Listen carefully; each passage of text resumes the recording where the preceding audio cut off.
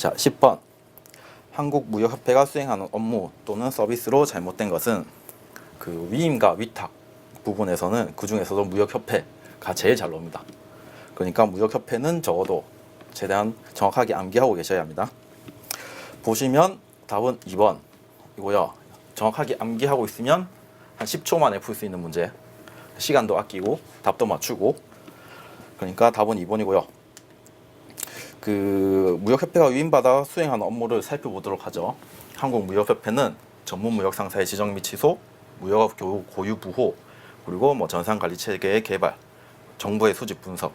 정보의 수집 분석 관련해서 한국 소프트웨어 산업협회랑 헷갈릴 수도 있는데 이런 부분도 정확하게 외워두실 수 있도록. 그리고 4번 그 틀린 내용인 원산지 판정 및 이의제기 부분은 그 산업통상자원부 장관, 그러니까 산자부 장관이 관세청장에게 위임해서 관세청장이 수행하고 있다는 거까지 정리해 두시면 될 것 같습니다. 그 위임과 위탁 문제는 한국무역협회가 제일 중요하는 거. 자, 11번. 일선세관에서 수행하는 업무로 잘못된 것은, 자, 일선세관이 어떤 일을 하는지 한번 보죠. 그 수입 신고하면 수출입 승인 면제 확인을 하고요. 그리고 원산지 표시도 잘 돼 있나 한번 보고, 그리고 수입한 물품이 제대로 된 게 맞나 하면서 검사도 한번 하고. 근데 원산지 표시 방법과 관한 세부적인 사항의 결정은 그 일선세관에서 할 수 있는 업무가 아닙니다. 이런 업무는 관세청장이 산자부 장관의 위임을 받아서 수행하고 있기 때문에 답은 4번이 틀린 내용이고요. 그 대무역법 시행령에 이런 내용이 나오거든요. 산자부 장관은 다음의 권한을 세관장에게 위임한다. 세관장이 말 그대로 일선세관으로 보시면 됩니다. 세관장에게 위탁한다고 되어 있고 1, 2, 3번은 아까 보기에서 봤던 내용이고 4번에 원산지 시정조치. 말 그대로 검사가 갔다 와서 봤는데 원산지 표시가 안 돼 있다. 그러면 시정조치를 명령할 수 있고요. 그리고 이런 가진금 납부기한의 연장, 그 취소, 분할 납부 및 그 결정의 취소에 관한 권한까지 일선세관에서 할 수 있다는 거 이렇게 봐두시면 될 것 같네요. 자, 12번 FTA입니다. FTA의 효과적 활용을 위한 설명으로 잘못된 것은 1번 해당 물품이 원산지가 아닌 국가를 경유하여 운송되거나 선적된 경우에는 원산지로 인정하지 않는다. 이를 직접 운송 원칙, FTA에서 중요한 직접 운송 원칙이라고 합니다. 말 그대로 원산지 국가에서 직접 운송되어서 우리나라에 들어와야 원산지로 붙여주겠다라는 원칙이거든요. 그리고 2번 수출자는 원산지 증명서를 5년간 보관하여야 하며 세관당국에 제출 요구가 있을 경우에는 요청 기한 내에 제출하여야 한다. 이는 서류 보관 의무와 관련된 내용이고요. 3번 수출 물품 또는 수출 물품 생산에 사용된 원재료를 국내에 공급하는 자는 원산지 포괄 확인서를 발급하여 제공함으로써 수출자가 원산지 증명서를 발급할 수 있도록 할 수 있다. 맞는 내용이고 4번 수입자가 FTA 특혜 관세를 적용받고자 하는 경우 원칙적으로 원산지 증명서를 제출하여야 한다. 까지는 맞습니다. 그런데 이러한 물품은 우리나라가 체결한 FTA 협정에서 여행자 휴대품, 우편물, 소액물품, 특송물품 등의 소액물품에도 적용된다가 틀렸거든요. 4번이 틀린 내용이고 그 원산지 증명서 제출 생략에 대해서 관세법, 대무역법에서 어떻게 규정하고 있는지부터 한번 보시죠. 관세법이랑 대무역법에서는 세관장이 확인할 수 있는 물품, 우편물, 과세가격 15만 원, 그리고 탁송품, 배송품, 기타 물품에 대해서 원산지 증명서를 제출, 면제해주고 있고요. 우리가 보아야 할 FTA 특례법에서는 보시면 각 협정별로 여행자 우편물, 여행자 휴대품, 우편물, 그리고 특송물품 등 소액물품에 대해서 그 영수증 이런 부분으로 간이하게 FTA 적용할 수 있도록 하고 있습니다. 그리고 과세 가격이 미하 1,000달러인데 이게 1,000달러라도 자유무역협정 그 각 체결 협정국과 조금씩 다르게 정하고 있거든요. 그래서 1,000달러 이하의 물품으로 정하는 경우에는 원산지 증명서가 제출이 생략되는데 보통은 다 1,000달러이지만 중국은 700달러, 그리고 베트남은 600달러라는 거. 원산지 증명서 면제 금액이 1,000달러, 700달러, 600달러. 시험에 나오지 않았는데 충분히 나올 수 있는 부분이니까 여러분들 정리해 두시고 제출 면제 및 구매 영수증을 통해서 소액 물품 등에 대해서는 FTA 적용이 가능하다는 것까지 이렇게 한번 확인해 주시면 될 것 같습니다. 숫자는 특히 잘 나옵니다, 여러분. 그러니까 제가 적어놨으니까 이런 부분에서 틀리는 일이 없도록 이렇게 정리해 두세요. 13번 검색 엔진의 최적화를 위한 키워드 선택의 전략의 설명으로 잘못된 것은, 자, 전자무역이고요.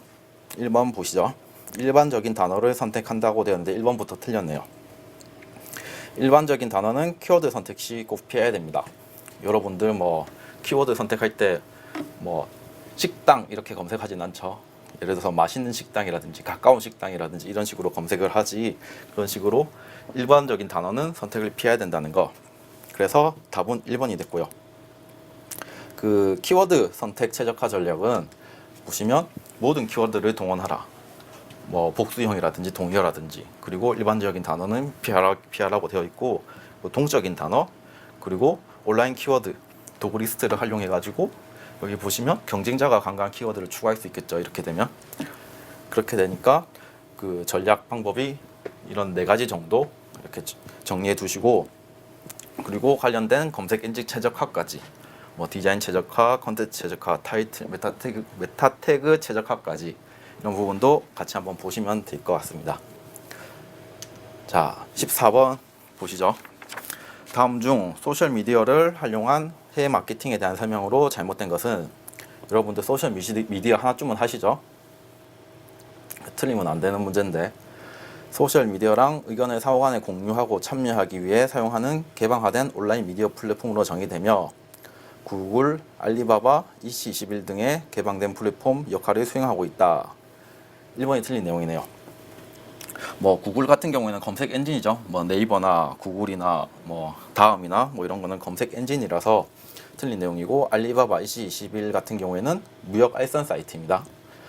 우리가 주로 알고 있는 소셜 미디어란 뭐 블로그, 트위터, 뭐 유튜브, 페이스북 이런 거를 칭하는 말이기 때문에 뭐 구글, 알리바바 이런 건 아니라는 거 다 맞추셨겠죠, 이런 거는. 그리고 2번 일방적 소통이 아닌 관계 맺기와 상호작용을 기반으로 정보에 대한 신뢰 구축이 용이하다. 그리고 정보를 신속하게 인지, 생산, 등록하고 열람할 수 있으며 상대방의 반응에 즉각적으로 응답할 수 있다는 특징이 있다. 그리고 비용이 절감된다. 2번, 3번, 4번은 다 맞는 내용이고 답은 1번입니다. 자, 15번 가로 안에 들어갈 용어가 올바르게 기재된 것은, 제가 한번 넣어서 읽어보겠습니다. 답을 넣어서. 전자무역 인프라는 정형화된 전자무역 문서를 거래 당사자와 교환하기 위하여 EDI를 기반으로 한 인프라와 인터넷을 기반으로 한 인프라로 구분될 수 있다. 이 중에서 EDI를 기반으로 한 인프라에는 전자문서 표준, 메시지 표준, 통신 표준이 기본적인 표준 역할을 수행한다. 전자무역 플랫폼에는 서비스, 인프라, 연계 등 3가지 구성 요소가 있다. 서비스는 무역업체가 전자문서를 작성, 교환할 수 있는 응용 서비스를 말하고, 인프라는 서비스를 지원하는 기반으로서 표준의 정립이 중요하며, 연계는 유관기관과의 연계를 위한 하위 요소를 의미한다. 전자무역의 핵심 인프라는 전자문서 보관소, 전자문서 표준 등록소, 전자문서 중개 시스템 등 전자무역 문서 유통 관리 시스템을 말한다. 답은 제가 말씀드렸죠. 1번이고, 이런 전자무역 플랫폼 관련해서도 전자무역에 심심치 않게 등장하고 있기 때문에 잘 한번 정리해서 한번 보시고, 뭐 이런 3가지 연계 요소라든지 이런 부분, 이런 또 몇 가지 이런 게 하나씩 비워서 이런 유형으로 제일 많이 나오더라고요. 전자무역에서는 대표적인 전자무역 플랫폼이 KT넷이죠. 여러분들 잘 아시는 뭐 그 구매 확인서 끊고 하는 KT넷이 전자무역 플랫폼으로 볼 수 있습니다. 자, 16번 전자문서의 보안 기능 중 무결성에 대한 설명으로 올바른 것은, 이런 거는 시험 문제도 여러분들 다 맞추셔야 되는 문제입니다. 이런 거는 보고 이런 거 10초 만에 풀 수 있도록, 뭐 인증, 기밀성, 뭐 부인 방지 이런 부분은 헷갈리지 않게 정확하게 암기하고 계셔야 되고요. 1번부터 보시면 문서를 보내오는 사람의 신원을 확인하는 것은 인증이죠. 그리고 정보 전달 도중에 정보가 훼손되지 않았는지 확인하는 것은 이게 무결성. 그러니까 답은 2번이 되고요. 정보 제공자가 정보 제공 사실에 대해 부정하는 것을 방지하는 것은 부인 방지. 그리고 메시지 내용을 암호화 전송하여 삼자가 획득하지 못하게 하는 것은 기밀성입니다. 이렇게 헷갈리지 않게 나오자마자 이거 이렇게 딱 꼽아서 바로 풀 수 있도록 그렇게 해야 시간도 아끼고 여러분들 고득점 할 수 있습니다. 이런 문제는. 자, 17번 관세 납부기한에 관한 설명으로 가장 옳은 것은, 이제는 관세법 문제가 나오기 시작하네요. 1번 세관장은 납세 실적 등을 고려하여 관세청장이 정하는 요건을 갖춘 성실 납세자가 신청을 할 때 납부기한이 동일한 달에 속하는 세액에 대하여는 그 기한에 속하는 달의 말일까지 한꺼번에 납부할 수 있게 할 수 있죠. 그러니까 15일까지가 아니고 말일까지 납부할 수 있게 하는 것을 월별 납부 제도라고 합니다. 그리고 2번 부가고지 규정에 따라 세관장이 납세고지를 한 경우 수입신고가 수리된 날로부터 15일 이내 관세를 납부해야 되는 게 아니고 납부고지를 받은 날로부터 15일 이내이기 때문에 2번도 틀렸고요. 그리고 3번 신고 납부한 세액이 부족한 경우를 발견하고 보정기간이 지난 후 수정신고를 할 수 있다. 이 경우 수정신고 한 날로부터 15일 이내가 아니고 수정신고 한 날의 다음 날까지 납부기한이 되기 때문에 3번도 틀린 내용입니다. 4번 납세모자는 관세법에 규정된 납부기한 규정에도 불구하고 수리되기 전에 세액을 납부할 수 있다. 4번이 정답이고요. 실무적으로는 이 경우가 제일 많습니다. 수입신고가 수리되기 전에 납부하는 경우. 월별 납부, 부가고지 이런 경우는 좀 드문 경우고, 수정신고 이런 것도 많이 시행하고 있고요. 실무적으로 한번 알려드렸고, 답은 4번. 틀린 내용도 꼭 정리해 두셔야 됩니다. 이런 거는 잘 나오는 문제이기 때문에 납부기한 같은 경우는 동일한 날에 속하는 세액을 그 기한에 속하는 달의 말일까지 납부하는 게 월별 납부, 그리고 부가고지 규정은 납세고지를 받은 날로부터 15일, 그리고 수정신고는 다음 날까지. 자, 제가 또 정리해놨습니다. 여러분들 이거 보시면 됩니다. 보시면 신고 납부에 따른 납세 신고를 한 경우에는 납세 신고 수리일로부터 15일까지, 그리고 부가고지는 아까 납세고지를 받은 날로부터 15일, 그리고 즉시 반출 신고라고 있는데 이것도 신고일로부터 15일, 그리고 수리 전 납부할 수 있고요. 월별 납부는 그 달에 속하는 달의 말일까지 한꺼번에. 이 정정 관련해서는 그 정정 시기 그리고 가다 부족인지 여부에 따라서 정정 종류가 다 틀리게 되거든요. 보시면 가부족하는 경우, 그리고 부족한 경우, 과다한 경우, 이런 식으로 경정이 다 틀리게 되니까 이런 부분들 한번 봐두시면 좋을 것 같고요. 그리고 그 수정 같은 경우에는 다음 날까지, 그리고 보정도 다음 날까지, 그리고 정정 같은 경우에는 아직 납부한 게 아니니까 납부할 때 하면 되고요. 그리고 경정 같은 경우에는 이제 가다해서 돌려주는 거니까 2개월 이내, 그리고 5년 이내, 이런 부분들 숫자 정리해 두시면 될 것 같습니다. 납부기한은 잘 나오거든요. 특히 이런 보정, 정정, 수정, 경정 이런 부분들 정리 잘 해두시고요. 자, 18번 과세 가격을 결정함에 있어 실제로 지급하였거나 지급하여야 할 가격을 기초로 할 수 있는 요건의 하나인 우리나라에 수출하기 위하여 판매된 물품에 해당하는 것은, 정답은 3번입니다. 조금 애매하려고 덤핑 판매되어 수입되는 물품으로 적어놨는데, 그 시행령 제17조 우리나라에 수출하기 위하여 판매되는 물품의 범위, 이런 식으로 적어놨거든요. 보시면 이제 무상으로 수입하는 물품, 위탁 판매, 그리고 수출자의 책임으로 독립된 사업체나 지점 등에서 수입하는 거, 그리고 임대차, 무상, 그리고 폐기하기 위하여 수입되는 물품, 이런 식으로 그 우리나라에 수출하기 위하여 판매되는 물품의 범위를 쭉 정해놓고 이런 물품은 포함되지 아니한다라고 규정하고 있습니다. 보시면 1번, 2번, 4번의 내용이 이쪽에 다 들어가 있죠. 그러니까 우리나라에 수출하기 위해 판매된 물품에 해당하는 거는 3번이 정답이 되고요. 이런 우리나라에 수출하기 위해 판매되는 물품의 범위, 이런 부분이 제1방법으로 과세 가격을 결정할 때 사용되는 방법이거든요. 그러니까 과세 가격 결정 방법도 한번 보죠. 봅시다. 1방법 당해 물품의 거래 가격을 기초로 한 과세 가격 결정 방법. 2방법 동종 동질 물품. 3방법 유사 물품. 4방법 국내 판매 가격. 그리고 산정 가격 합리적 기준. 제가 아까 전에 앞에 그 암기식을 안 말해줬네요. 암기식이 무의, 책독, 인부패 이런 식으로 저는 외웠었거든요.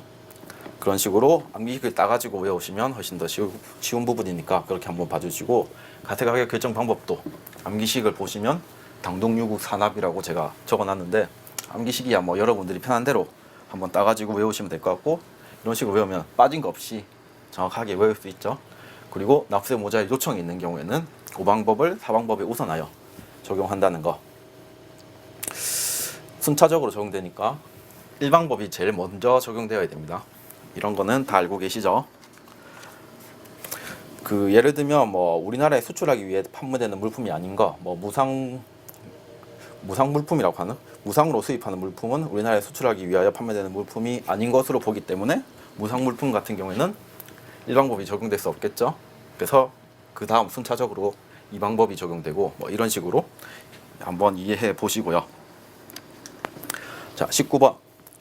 신용장으로 거래된 물품이 우리나라에 반입되어 부산항 인근의 영업용 보세 창고에 보관하고 있던 중 수입 신고를 하기 전에 도난당했습니다. 이 경우 해당 물품에 대한 관세법상 납세 의무자는, 납세 의무자 문제네요. 이런 부분도 잘 나오는 문제니까, 그 보세구역 반입 물품 도난 시에 납세 의무자를 묻는 문제인데요. 답은 운영인이죠. 운영인은 보세구역 장치 물품이 도난당했을 때 납세 의무를 수행하여야 하는 특별 납세 의무자입니다. 그 납세 의무자도 한번 찍어보고 가죠. 원칙적인 납세 의무자, 하주, 물품의 주인. 근데 이 하주가 불분명한 경우, 수입을 위탁받은 경우에는 위탁한자, 그리고 위탁받아 수입업체가 대행 수입한 물품이 아닌 경우에는 서류상의 수하인, 그리고 수입하기 전에 양도한 경우, 신고하기 전에 양도한 경우에는 양수인이 수입 물품의 화주가 되고요. 그 외에 특별 납세 의무자가 있는데, 일단 해외직구 같은 경우 요즘에 좀 유행하고 있죠. 이런 부분도 한번 챙겨봐 주시고, 특별 납세 의무자도 보겠습니다. 제가 잘 나오는 부분 같은 경우는 좀 음영을 해놨는데, 특히 보세구역의 장치 물품의 멸실 또는 폐기되는 경우에는 운영인, 보관인이 특별 납세 의무자가 되고요. 우편으로 수입되는 물품, 아까 전에 문제에서 나온 도난 물품 같은 경우에는 운영인 또는 화물관리인이 특별 납세 의무자로서 납세 의무를 부담하게 됩니다. 그렇게 정리해 두시면 답은 4번이라는 거 잘 알고 계실 거고, 20번. 관세법상 수입 물품에 대한 가세가격 결정과 관련된 설명으로 가장 옳은 것은 1번. 원칙적으로 수입 물품에 대한 가세가격은 가세가격으로 인정된 바 있는 동종 동질 물품의 거래 가격을 기초로 결정한다. 제가 앞에 문제에서 말씀드렸죠. 이거는 1방법이 동종 동질 물품 거래 가격 기초로 한 가세가격 결정 방법인가요? 아니죠. 1방법은 당의 물품, 그 물품의 거래 가격을 기초로 한 가세가격 결정 방법이기 때문에 1번은 틀린 내용이고요. 2번. 수입 후에 행해지는 당의 수입 물품의 건설, 설치, 조립, 정비, 유지 등 또는 기술 지원에 필요한 비용도 과세가격에 포함하여야 하는 구매자의 실제로 지급하였거나 지급할 금액에 해당된다. 이런 수입 후에 행하여지는 기술 지원비 같은 경우에는 관세법상 공제금액이 됩니다. 빼야 되는 금액이란 말이죠. 그래서 2번은 틀린 내용. 그리고 3번. 적하보험이 부보되지 않은 경우, 그 경우에는 최소 담보 조건의 보험 조건을 적용한 여율로 산출한 보험료를 가세가격에 포함된다라고 되어 있는데, 그 3번은 틀린 내용이고요. 그 보험이 실제로 부보된 경우에만 보험료를 가산하도록 관세법에서 규정하고 있기 때문에 3번에 무조건 최소 담보 조건이라도, 최소 담보 조건을 적용한 요율로라도 계산해야 된다는 거, 포함해야 된다는 거는 틀린 내용입니다. 그리고 4번까지 보시면 그 당의 물품과 동일체로 지급되는 용기 비용, 그리고 포장에 소요되는 노무비 및 자재비로서 구매자가 별도로 부담하는 비용은 이를 가산하여야 된다 라고 되어 있는데, 답은 4번이네요. 4번이 맞는 말이고, 제가 설명을 제대로 드렸나 모르겠네요. 1번은 당의 물품의 거래 가격이기 때문에 틀렸고, 2번은 공제금액, 수입 후에 행해지는 기술지원 비용은 공제금액이기 때문에 틀렸습니다. 그리고 3번은 가세가격에 포함되지 않습니다. 그 적합보험에 가입하지 않은 경우에는 가세가격에 포함되지 않으니까 3번도 틀린 내용. 정답은 4번. 그 포장 비용 뭐 이런 거는 가상 금액이거든요. 관세법상 또 가상 금액 앞에 공제 비용이랑 공제 금액이랑 달리 가상 금액으로 들어가기 때문에 4번이 정답이 되겠습니다. 자, 아까 전에 보험료 과세 가격의 포함 범위라고 해서 기본 통칙에 있는 부분인데요. 보험료는 보통 우리나라 수입 실적 인정 금액이 CIF 금액이죠. 그래서 CIF 금액이니까 보험료는 무조건 들어가 있어야지라고 생각하실 수 있는데, 보험료는 수입 물품에 실제로 부부한 경우에만 과세 가격에 포함되도록 되어 있기 때문에 그렇지 않고요. 보험료는 없는 경우에는 보험료 빼고 과세 가격을 산출한다는 거. 그 과세 가격 결정 원칙을 한 번 더 보죠. 아까 일방법에 있어서 그 가산하여야 되는 금액, 그리고 또 공제하여야 되는 금액이거든요. 가산하여야 되는 금액은 암기식을 따서 수용인 특전 이런 식으로 암기해 두시고, 구매 수수료는 제외한다는 거 이렇게 가로에 그렇게 정리해보고, 과세 가격의 공제 금액 같은 경우에는 기운세연 이런 식으로 암기식 따시면 될 것 같습니다. 특히 수입항에 도착 후 그리고 수입 후, 이런 수입 후에 행해지는 비용에 대해서는 공제하고, 그 외의 부분에 대해서 과세하는 부분도 정리해 두시고요. 이렇게 정리하면 일방법이 어느 정도 퍼즐이 좀 짜여가고 있나요? 일방법이 워낙 내용이 많아가지고 여러분들 좀 힘들어할 수도 있는데, 이런 식으로 하나하나 정리하고 맞춰 나갈 수 있도록 그렇게 준비해 두시면 될 것 같습니다. 그리고 이런 암기식도 정확하게 따가지고 그 문제 없도록 문제 푸는데 딱 문제 보면 바로 생각날 수 있도록 이렇게 정리하시면 될 것 같고요. 좀 쉬었다가 21번부터 보겠습니다.